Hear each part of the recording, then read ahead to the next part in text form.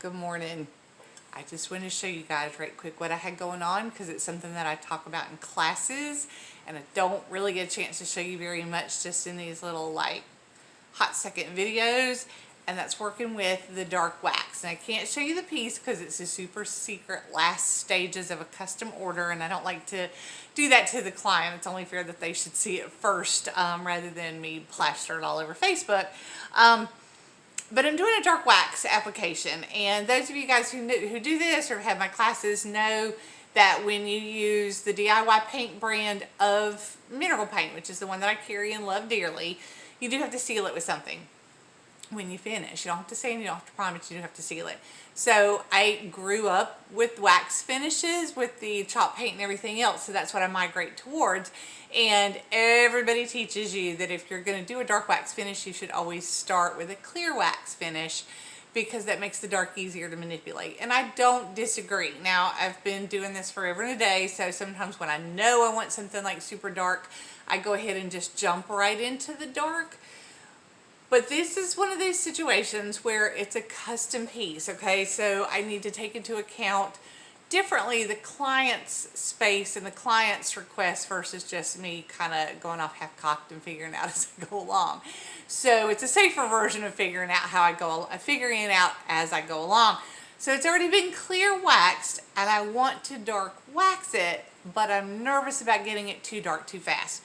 So what I'm going to do is I've got the DIY clear wax and my fine tools, and I highly recommend always using the finest tools. So I've got my butter knife and my tuna can, okay, which are actually two of my favorite things to use, especially the tuna can because it's kind of short and low. But I'm just scooping out some clear wax and I'm putting it in the tuna can. Now I've got my dark wax, and in this case I'm using dark versus black. The dark is brown versus the black, which is black, and I'm just doing a dab. In fact, that's probably more than I really want. I'm just going to stir them together, and I know that's one of those things that it isn't rocket science, and I tell you guys this all the time.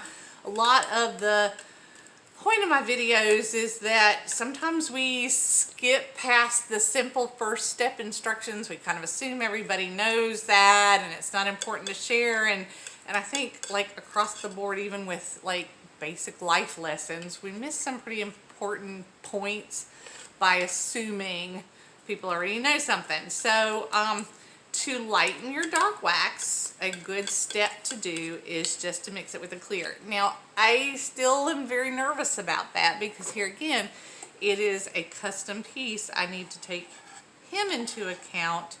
It's not all about me. So more clear, and I just mix it in because it's easier to add to than it is to take away.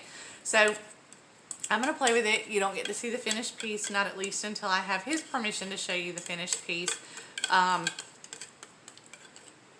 But I've got kind of like a taupe color versus the deep brown that comes straight out of the can.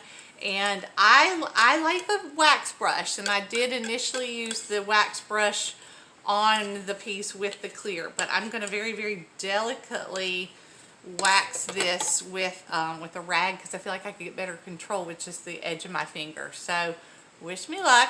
I'm going in. Y'all have a good rest of the day, and I'll see you when you get here.